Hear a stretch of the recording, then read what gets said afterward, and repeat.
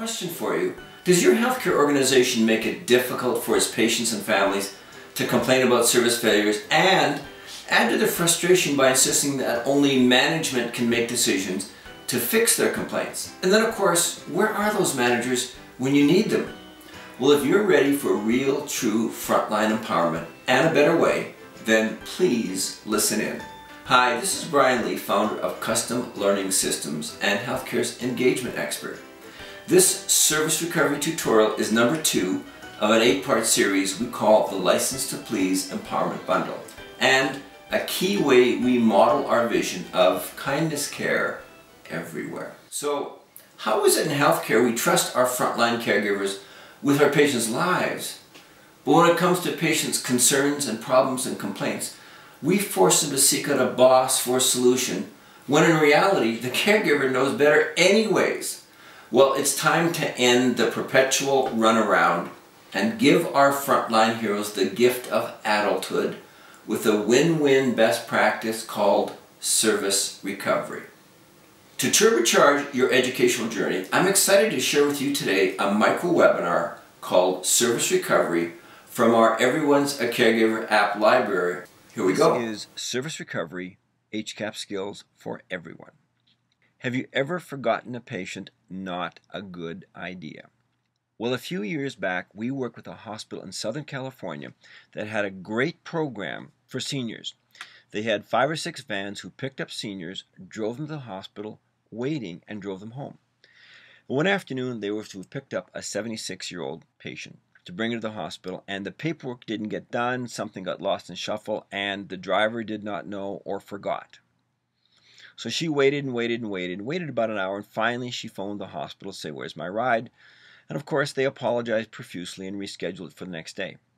But out of curiosity, the dispatcher called Michael, an empowered frontline employee, to find out what happened. Well, he'd already driven home in the van, and when he heard what happened, he felt so badly that on his own initiative, he got back into the van, drove to the nearest florist shop, where every one of the 3,000 employees is empowered and trusted that they can pick out flowers, sign for them, and give them to a patient where appropriate.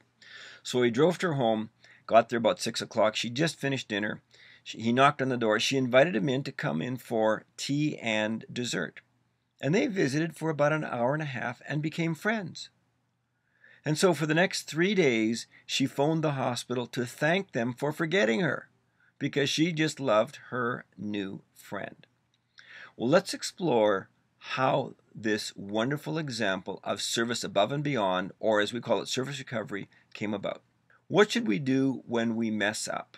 Well, let's understand some key facts here about customer service. To begin with, only 1 out of 26 customers will bother to complain.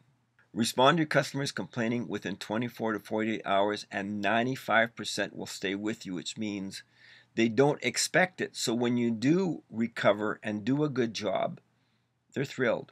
And thirdly, according to the Healthcare Advisory Board, during an average hospital stay of 3+ days, there are 6.6 service problems per patient. So lots of opportunity to get better. What I want to recommend is to practice service recovery by using the complaint golden rule.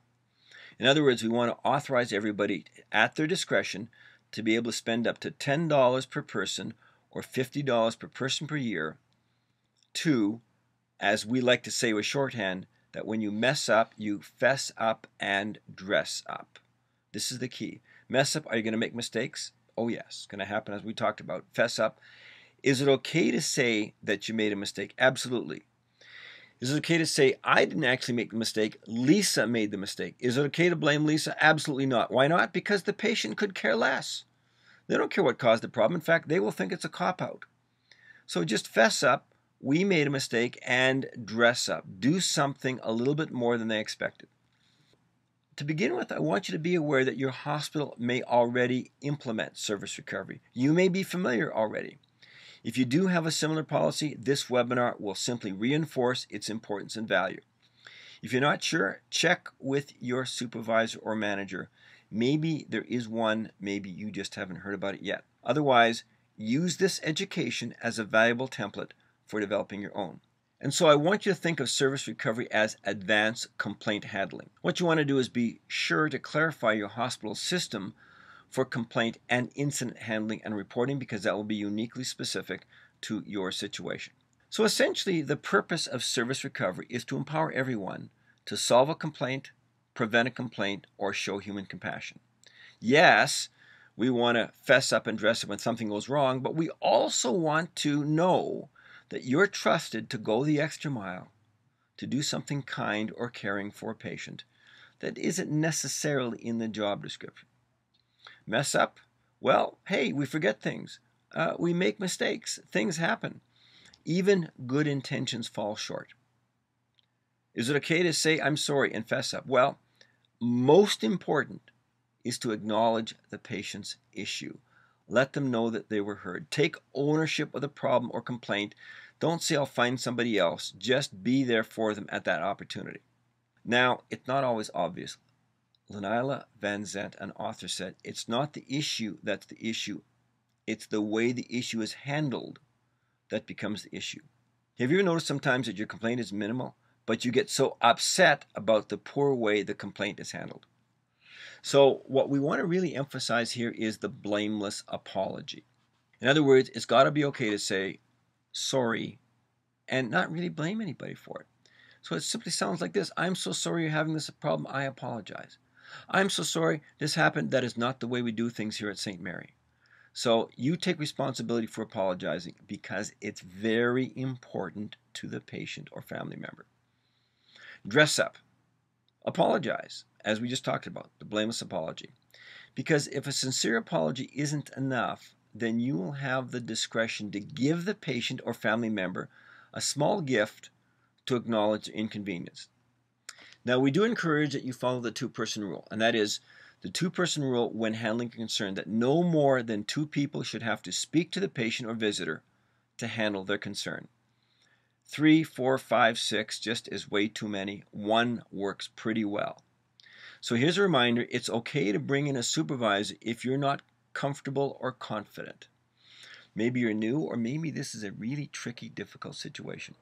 But be sure to brief your supervisor afterward to close the communication loop. And by the way, they're going to want to know because they're going to be so proud of you for doing this. A colleague, Janelle Barlow, has written a wonderful book called A Complaint is a Gift, isn't it?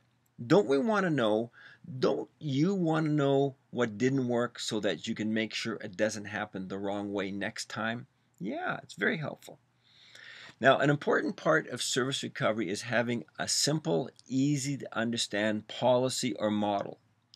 There are half a dozen. I've got on the screen here one that we like to use, one of many, and it simply says CARE. And it's a nice way to remember what is being done or how to do it. Now, this happens to come from Mullen Manor.